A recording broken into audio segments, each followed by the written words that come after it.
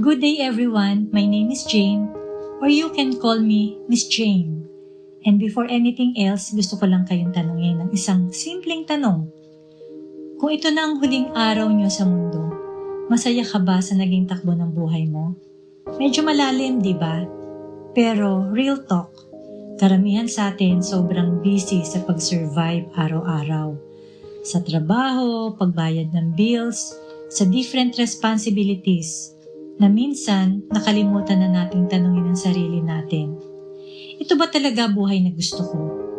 This has always been my question to myself. Dumaan ako sa maraming tagumpay, maraming failures, sa confusion, matinding pagsubok, nagkautang, naipit sa financial obligations, ang hirap. Pero, patuloy yung pag-aaral ko, pagbabasa at higit sa lahat, pagdarasal. At inaral ko rin kung paano mag-work ang mind natin, lalo na ang power ng subconscious mind.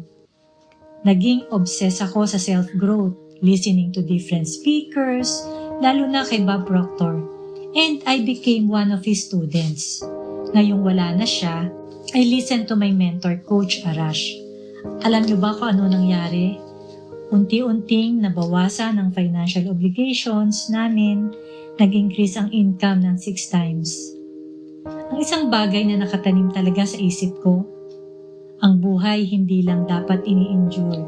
Dapat ito ay ini-enjoy, ini-express at dinidesign. Kaya nandito ako ngayon, hindi para sabihin sa inyo kung anong dapat o tamang gawin, kundi para yayain kayong mag-pause sandali at tanungin ang sarili nyo, paano mo ba gustong mabuhay? Kasi sa totoo lang, walang ibang pupwedeng sumagot niyan, kundi ikaw lang.